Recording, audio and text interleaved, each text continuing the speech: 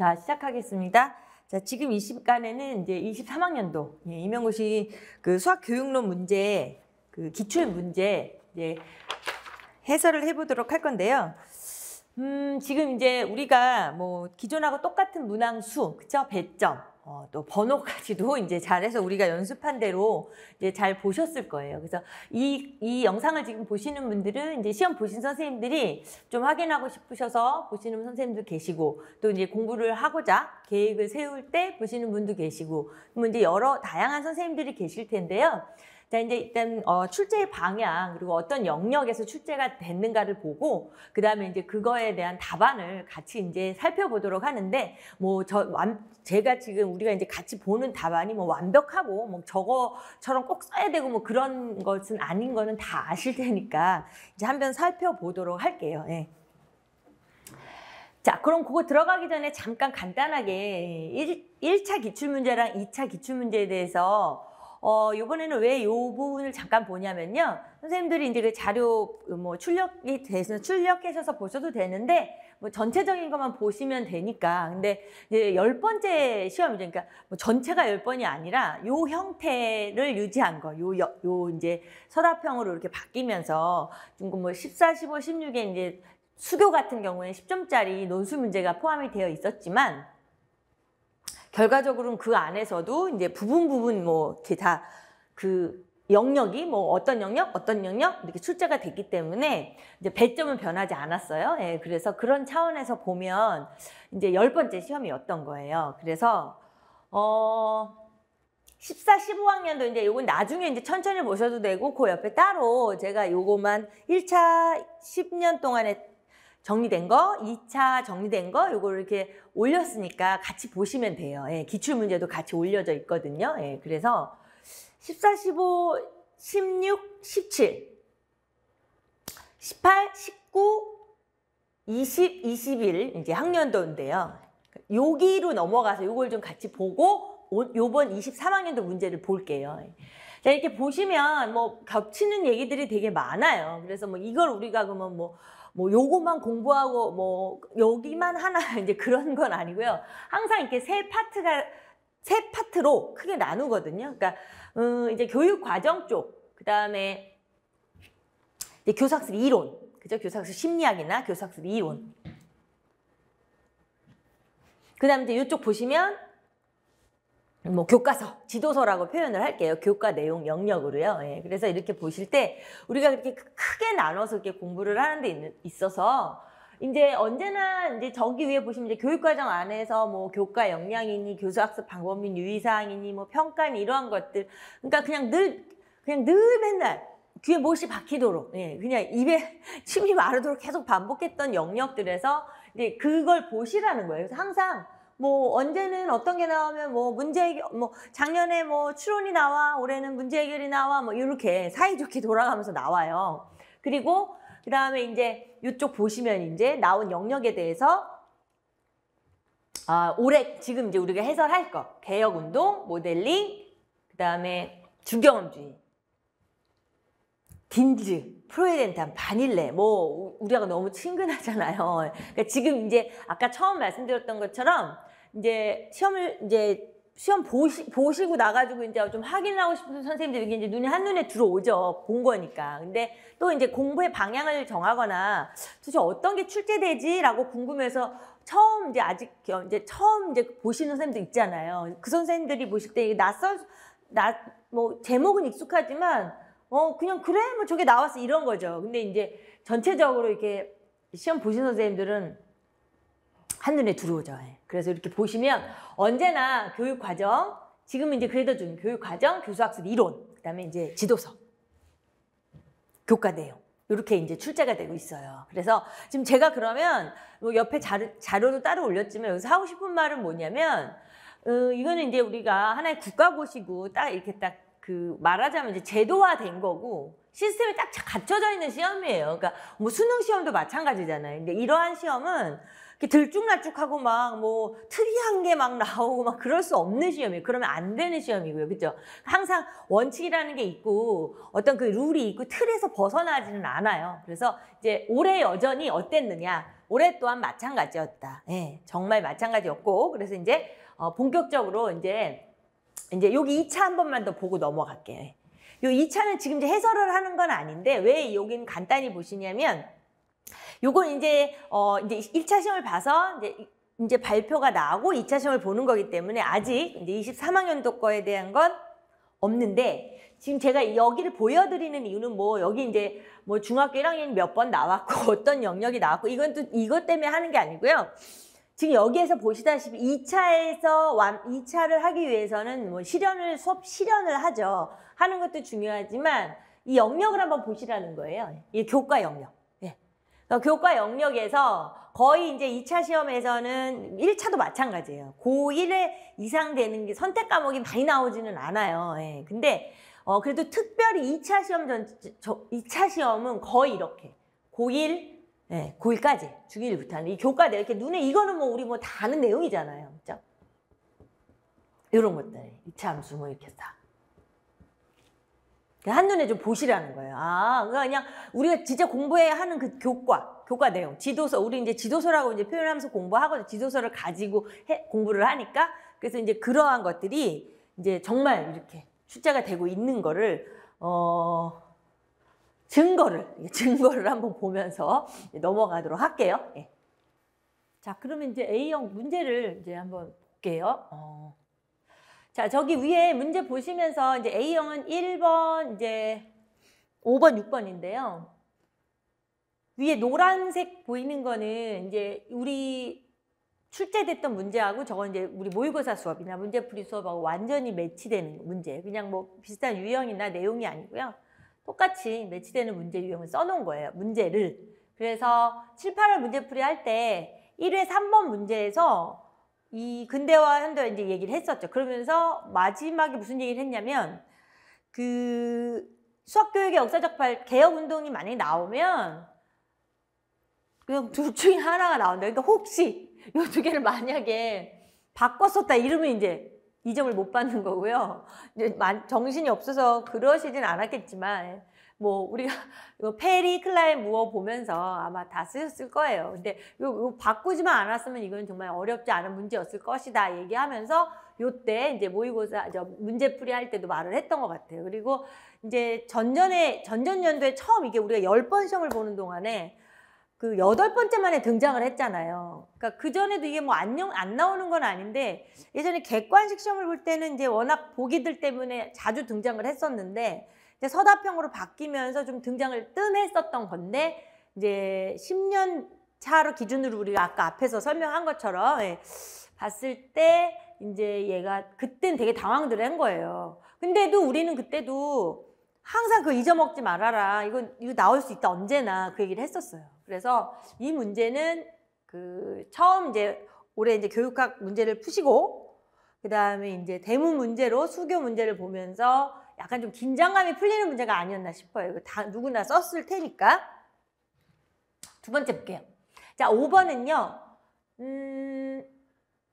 모의고사 5회 A형 5번, 뭐 1회 A형 1번, 8회 B형 4번, 5회 A형 1번 왜 이렇게 찢어놨냐면요. 모의고사 5회 A형 5번에서는 대표값으로 평균, 뭐 중앙값, 최빈값을 굳이 다 다루면서 교육 과정에서 강조하는 게 그 각각 자료하고 맞는 대표값을 지도하는 거잖아요. 그래서 저거를 강조하면서 그 상황 쓰라는 걸 강조했고 그 다음에 또 우리가 전 시험에서 최빈값에 대해서 쓰는 게 나왔단 말이에요. 그래서 좀 많이 강조를 했고요. 그 다음에 이제 수학적 모델링은 기입형으로 한번 수학적 모델링을 쓰는 거 기존에도 물론 나왔지만 강조를 했고 그 다음에 수학적 모델링의 4단계에 맞춰서 설계를 하라는 문제가 하나 있었어요. 그러면서 수학적 모델링에 대한 정확한 데피니션을 써야 한다는 얘기를 했어요. 근데 지금 이 문제를 해결하려면 수학적 모델링에 대한 정확한 데피니션을 알아야 된다는 거죠. 그래서 그거 되게 중요한 부분이고요. 자, 그 다음에 이제 이게 5회 A형 1번에서 문제 해결 능력 함량 강조 나부터 자항목까지 우리가 번호 매기고 개수 세면서 늘 연습을 해요. 앞에 이론 1, 2월 이론을 할 때는 강독을 많이 하면서 반복을 시키다가 결국 뒤에 가서는 이건 외워야 한다. 왜? 쓰는 게 나오니까 많이 강조를 했어요. 바로 직전 연도에는 굳이 쓰는 거는 안 나왔는데 계속 돌아오면서 나와요. 네. 교사학습 방법 유의사항 나오고 계속 쓰는 게 나와서 뭐 안 나온다 이렇게 얘기할 수가 없어요. 얘는 그냥 다 외워야 해요. 근데 이제 문제는 질문들을 하실 때 그럼 토시 하나 안 틀리고 써야 되냐? 이제 그 정도는 아니지만 이제 그 전체적인 걸 맞게 써야 되겠죠. 강조하는 상황을. 근데 더 중요한 거는 사실은 이제 그 방향이 맞고요. 그 다음에 이제 저기서 뭐 문제 해결에 몇 개, 뭐가 몇 개 이렇게 많아요. 그러니까 그걸 우리가 암기한다고 그게 되겠어요? 그치? 우리도 그렇게 암기하지는 않았어요. 그 상황에 맞게. 그럼 수학적 문제 해결 능력 안에서 수학적 모델링을 강조하는 항목을 도대체 왜? 하면서 그 배웠던 우리들이 그 원인, 뭐 근거, 뭐 이런 게 있었잖아요. 그러니까 그렇게 같이 공부를 했기 때문에 이걸 답안으로 쓸 수 있었을 것이다. 이 소리예요. 문제 볼게요. 5번은 중학교 수업에서 이 교사가 이제 지문은 글씨가 좀 작아서 안 보이시면 옆에 같이 올라간 문제를 보시고요. 그러니까 일부러 이렇게 한 페이지에 좀 들어가야 될 것 같아서 글씨를 좀 작게 했어요. 여기서 지금 원하는 게 되게 많죠. 이 문제에서 원하는 게 많은데 우선은 교사가 어떤 5개의 자료 수를 제시했는데 그게 바로 농구팀 학생 5명의 키인데 그 자료를 제시를 해놓고 교사의 의도는 대표값 중에서 저게 평균을 구하는 걸로 적절치 않은 거고 중앙값을 지도를 할 거고 한데 이제 그런 예죠. 우리한테는 보여주지 않았죠. 5개를. 그러니까 우리한테 그거 하라는 얘기였죠. 이 문제가 여기서 먼저 볼게요. 5명의 신장의 예를 제시하라는 거예요. 적합한 예. 그러니까 어디에 적합한 예? 평균에는 적합하지 않고 중앙값을 좀 지도하는데 적합한 예를 했어야 되는 거예요. 그래서 여기서 그런 얘기를 하잖아요. 중앙값을 도입하기 위해서 제시된 거니까 그런 거. 그러니까 결국엔 극단적인 값을 집어넣어라 이 소리고요. 그 다음에 그 5명 예 제시했으면 그 제시한 자료의 특성 설명하고 뭔지. 그 다음에 화제가 바뀌면서 이제 또한 이제 아까 말한 문제 해결 능력에서 강조사항이 4개잖아요. 1, 2, 3, 4. 그 중에 수학적 모델링 능력 3번이죠. 3번. 우리가 항상 4번은 문제 제기, 3번은 모델링 막 이렇게 공부를 했단 말이에요. 그래서 그걸 써야 하고 그 다음에 이제 이 수업에서 어떻게 반영되는지 써야. 그러니까 모델링 능력 신장을 위해 강조하기 위한 사항은 막 뭐 이렇게 똑같이 쓰지 않지만 거기서 얘기하는 거 있잖아요. 그러니까 그걸 써야 되겠죠. 자, 답안을 한번 볼게요. 우리가 이제 이 답안 자체는 뭐 이게 답이 뭐 완벽하고 여기 그거보다는 이제 전체적인 방향에 제가 틀을 말씀드린 거예요. 이런 방향으로 작성을 하셨으면 이제 됐다 이거죠. 왜냐하면 어차피 서술형이라 채점을 다 해봐야 되는 거니까요. 예. 그래서 그와 더불어 마찬가지로 예를 들어 이럴 수도 있고 다양한 예가 있겠죠. 5명의 키의 예를 쓰시는 거니까. 제가 그냥 이거 하나 해놨다가 이제 중요한 거는 이렇게 161, 181 이렇게 극단적인 값이 있느냐가 중요한 거잖아요. 중앙값에 적용 좋고 평균 구하는 건 안 좋은 거니까. 그러다가 그냥 하나 더 예시를 해놓은 건 155하고 180 하나 해놓은 건 이제 중학생 농구부인데 155키가 있을지는 않을까 막 이런 생각을 저도 하다가 그런 걸 생각할 필요가 없었던 거죠. 답안을 작성하시는 데는 이제 이 극단적인 값만 있는 걸 빨리빨리 썼어야지 막 그거 고민할 시간은 없었어요. 그래서 그냥 다양한 예들을 쓰셨으면 되는 거예요. 여러한 예. 어떠한 예? 그걸 설명을 할게요. 평균이 대표값으로 사용되기 적절하지 않고 중앙값을 도입하기 위해 필요한 자료라는 건 자료에 극단적인 값이 있어서 대표값에 영향을 미치지 않게 하기 위한 중앙값을 배우는 거잖아요. 평균은 극단적인 값이 있으면 좀 의미가 없는 거니까. 그래서 그런 설명을 약간 앞에 넣는 거죠. 넣으면서 그래서 극단적인 값이 포함되어 있는 5명의 신장의 예를 제시할 수 있다. 이렇게 표현하면 되는 거죠. 예를 제시해놓고 뭐 이것처럼 극단적인 값, 뭐 181이라든가 뭐 155와 181이라든가 뭐 이렇게 극단적인 값에 대한 이제 예시를 좀 제시할 수도 있고요. 그거는 이제 그 칸에 맞춰서 잘 쓰셨으면 돼요.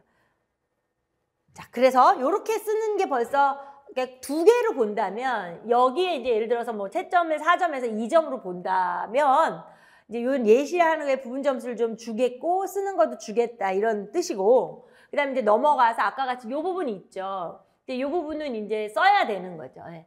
그 모델링 능력을 강조하기 위한 거니까.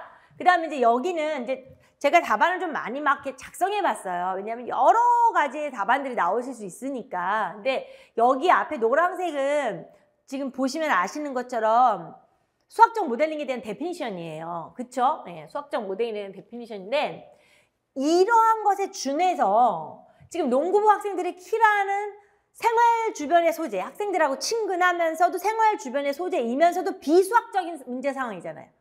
수학적 모델링에서 가장 핵심이 되는 거니까 거기서 접근을 하였단 말이에요. 그래서 하였으나 제가 그랬죠. 주어진 자료의 특징을 살펴보고 어떤 자료에 유용하게 사용될 수 있는지 토론하고 대표값을 구하는 활동, 그게 바로 지문상에서 교사가 말한 거예요. 우리 오늘 그런 걸 할 거야 이렇게. 그쵸? 여기서부터 이제 주어진 자료의 특징 살펴보고 유용하게 토론하고 대표값 구하는 활동을 할 거예요 라고 교사가 말했거든요. 그래서 그것만 하는 것은 문제의 상황을 수학적으로 표현하는 수학화 활동을 거쳐서 수학적 모델을 구축해야 되잖아요. 그걸 바탕으로 문제를 해결해야 하는 수학적 모델링 능력을 신장시키기 위한 활동으로는 적합하지 않다라는 답안을 작성한 거예요. 자, 아까 제가 먼저 답을 봤는데요. 여기서 어떻게 반영되고 있느냐 얘기가 있어요. 그리고 이 문제가 아마 되게 당황하셨을 수 있을 거예요. 푸는 순간에는. 그리고 풀고 난 이후에 지금 이렇게 각자 어떤 해설들이 이 문제에 대해서 이렇게 해석을 하는 거에 있어서 어쩌면 다른 의견이 있을 수도 있어요. 그쵸? 네. 왜냐면 이제 어떻게 반영됐냐? 그러니까 뭐 이렇게 했다. 수학적, 아까 이 자체가 지금 5명의 키 이러니까 그 비수학적인 문제 상황에서 출제를 시작을 한 건 맞아요. 그래가지고 활동을 하면서 대표값도 구하고 토론도 하고 활동을 하면서 어떤 일반적인 이제 수학적인 개념으로 간다라고 방향을 맞을 수 있어요. 그래서 저는 이 문제에 대해서는 이게 무조건이라는 말은 안 하고요. 논란의 여지가 있을 수 있는데 저희가 근거로 확실하게 제시하는 거는 수학적 모델링의 근거에서 본다면, 정의의 근거에서 보면 정말 이 교사의 수업 안에 수학적 모델링이 저는 완벽하게 드러나 있지 않은 거는 확실한 거예요. 그러니까 이제 그거는 거기까지 생각하셔야 돼요. 그 다음 문제는 이제 주체 측의 판단에 있는 거고, 이제 선생님들이 쓰신 건 이제 판단을 스스로 하셔야 하고요. 그래서 제가 이렇게 다른 답안도 만들어 봤어요. 저는 그래서 아까랑 똑같으면서 마무리를 이렇게 수학적 모델링 과정이 나타나 있지 않다. 아까는 조금 이렇게 적합하지 않다. 여기다 이번에는 나타나 있지 않다. 여기 설명은 똑같아요. 예. 그래서 또는 이것도 마찬가지예요. 이제 근데 그 자리를 바꿨어요. 이렇게 접근을 해서 잘했지만 비수학적 문제 상황에서 접근해서 잘했지만 이 노란색 그 수학적 모델링에 대한 이야기예요. 그런 활동이 전혀 나타나 있지 않다. 이렇게 할 수도 있고요. 나타나 있지 않다.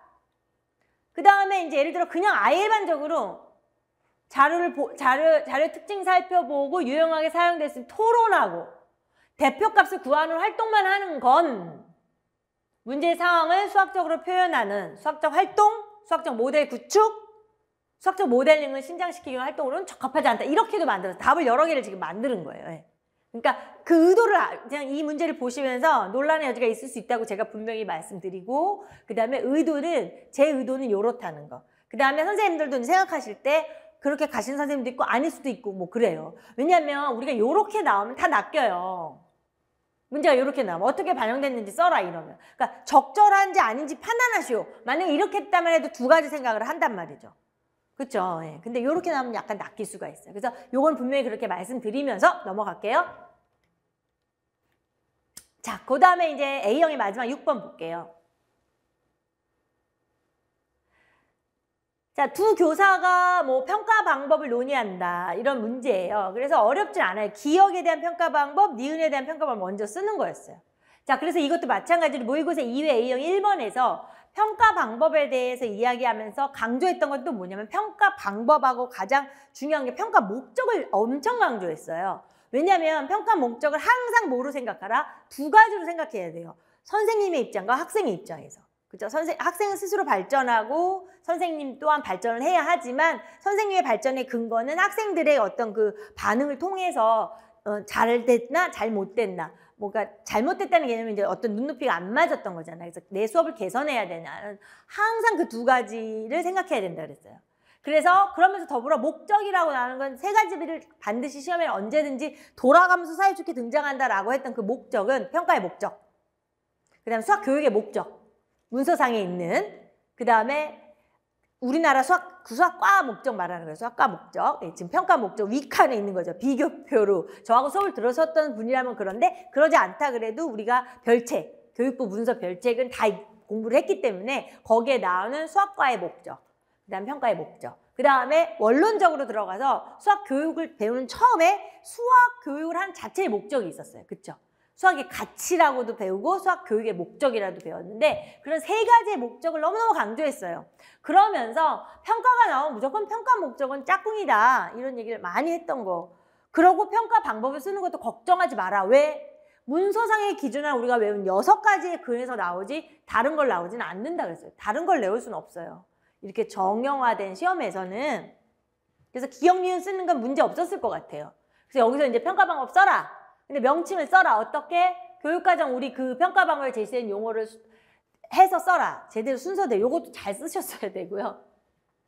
자, 그 다음에 평가 목적 요거죠. 예. 요거 이제 아까 말한 거죠. 우리가 항상. 근데 이것도 뭐 토시 하나 안 틀리고 써라 그런 건 아니죠. 결국에는 이제 학생의 입장과 교사의 입장을 정확히 쓰면 되는 거예요. 두 가지 방향으로. 근데 이제 우리가 사실은 이제 시험을 준비하는 입장이고 이게 우리가 내용학과 수교를 같이 그 시간 안에 푸는 게 넉넉한 시간은 아니에요. 그렇죠? 늘 항상. 그래서 가급적 수교에서 많이 빨리빨리 자반 작성을 잘 해놔서 시간 확보를 하면 내용학에 도움을 주기 때문에 솔직히 말하면 우리 이걸 다 연습을 하고 가겠죠. 연습을 했기 때문에 거의 기계적으로 써야 돼요. 네, 그냥 저도 지금 단적으로 말하면 이 6번의 문제 같은 평가 목적 쓰라는데 고민하면 돼요? 안 돼요? 안 되는 거죠. 아까 그 모델링 능력 쓰는 것처럼 이건 고민하면 안 돼요. 이걸 쓰셨으면 됐고. 그다음에 이제 이 부분은 약간 이제 방향성에 대해서만 보는 거니까 그 평가 방법에 관한 장점을 한 가지 서술하라 그래서 아마 이 부분은 그 출제 의도 자체가요. 학생의 측면에서 하나 쓰는 거를 장점으로 봐도 방향을 맞게 할 거예요. 그리고 선생님의 측면으로. 그래서 아마 한 가지를 써라 이랬던 것 같은데 전체적으로 저는 이렇게 해놨어요. 그 포트폴리오 자체가 이제 학생들이 자신의 뭐 장점, 약점, 성실성, 잠재 가능성, 변화 과정 이건 이제 이 부분은 전체적으로 이제 많은 말들이 바뀌겠죠. 왜냐면 포트폴리오 안에 뭐 내 시험지, 노트 뭐 여러 가지가 있는 거잖아요. 프로젝트 한 거 이런 전체가. 그러니까 그걸 통하여 학생 스스로가 인식하고 성장하고 자기 평가를 할 수 있단 말이죠. 포트폴리오 자체로서 자기 스스로 자기 평가도 할 수 있단 말이죠. 뭐 그 안에 자기 평가지가 들어가 있을 수도 있고요. 예. 그래서 발전하는 데 도움을 준다는 학생의 측면 하나로만 써도 틀리지는 않을 것 같아요. 예. 한 가지를 굳이 쓰라고 여기서 명시한 걸 보니까. 또는 교사 입장에서도 마찬가지예요. 교사 입장에서도 다양한 수학학습에 관해서 쉽게 파악할 수도 있고 학생들이 지필고사만 맨날 평가하는 게 아니라 얘는 이런 것도 잘하고 저런 것도 잘하는 걸 이렇게 다양하게 평가한다는 거죠. 그리고 어떤 점수, 결과에만 부과했던 딱 그 학점 하나만 맹신하는 게 아니라 이제 자신의 수업 방법을 개선하는 데 되게 도움이 될 수 있다는 거죠. 여러 가지를 봐서. 그러니까 방향은 이거는 뭐 학생의 입장, 또는 선생님의 입장, 뭐 어떤 전체적인 그런 방향으로 해서 장점 한 가지를 쓰면 뭐 무리 없는 문제였던 것 같아요. 그래서 여기서 이렇게 이제 기술을 해준 거예요. 네. 그래서 6번 문제 자체는 요구했던 건 뭐 3가지죠. 명칭을 써라. 그 다음에 평가 목적을 써라. 그죠? 그 다음에 그 어떠한 평가에 대한 뭐 장점을 써라. 평가의 장점, 단점. 예전에는 우리가 사실은 뭐 총체적인 서술형 평가라는 틀만 보고 수행 평가라는 틀 안에서 뭐 분석적 채점을 할 것이냐, 뭐 종합적 채점, 되게 전통적으로만 출제가 됐다면 지금 계속 나오는 게 보면 학습하는 것도 공학적 도구를 활용한 뭐 매체 학습이라든가 탐구 학습이라든가 되게 다양해졌어요. 근데 그 다양해진 게 뭐가 나올 줄 모르는 게 아니라 우리는 시험에서 뭐가 나올 줄 알고 공부를 한 거예요, 이 부분은. 그래서 A형에서 지금 1번, 그 다음에 아까 지금 제가 볼 적에 5번에 좀 모델링에서 좀 당황하셨을 수 있고, 그 다음에 6번은 뭐 평이하게 평가 방법에 대해 잘 쓰셨을 수 있을 것 같아요. A형 1번, 5번, 6번은 여기까지 살펴봤어요.